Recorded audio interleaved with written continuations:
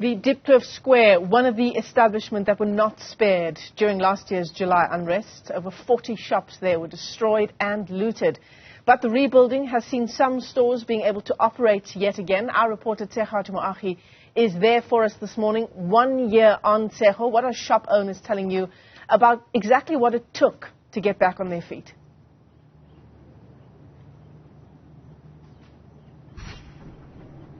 Well, 1 year on indeed, Michelle, and we understand that a butchery and a supermarket here, they were able to operate at the end of July already from last year following the looting. We know that this particular mall was affected, but not as heavily as the other malls within Soweto. Let's then get a perspective from the center manager as to how they were able to recover in such a record time, and his name is Jabulani Sibiya. Jabulani, thank you so much for your time this morning. So just talk us through, what happened in July last year for Diepkloof Square to really find itself in the same situation as all the other malls in Soweto. Yeah, thank you very much, Salo. It was very, very terrible, to wake up, the place was a mess. And really, even now when you ask me, I could just recall what happened. So it's so painful to me.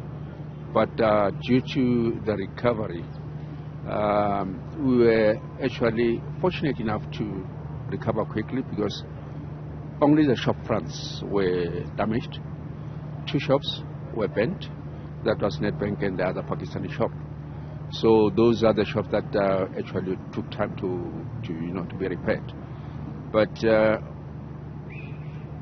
Roots and Pick and Pay were the shops that actually recovered because by the 29th of July, they were able to reopen. And just tell us then, how was that possible, those 2 shops being able to open, but also it's now business as usual. It must be quite eerie for you to think about how it was a year ago at this very spot where we are standing.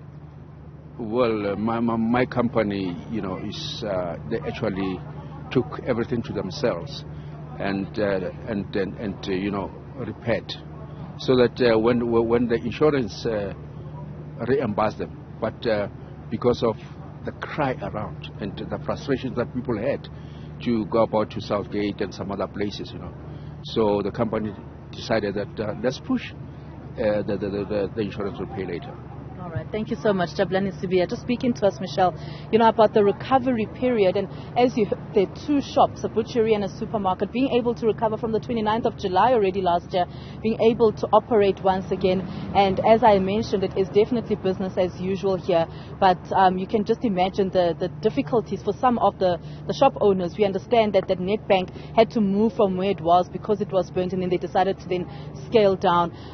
So just things like that, when our shop owners and managers have to rethink how they then do business. Michelle? Yeah, absolutely. Tshegohaco Moagi, thanks very much indeed. Live to us there from Diepkloof Square. And of course, that's part of our coverage 1 year on since the riots in parts of Gauteng and KZN.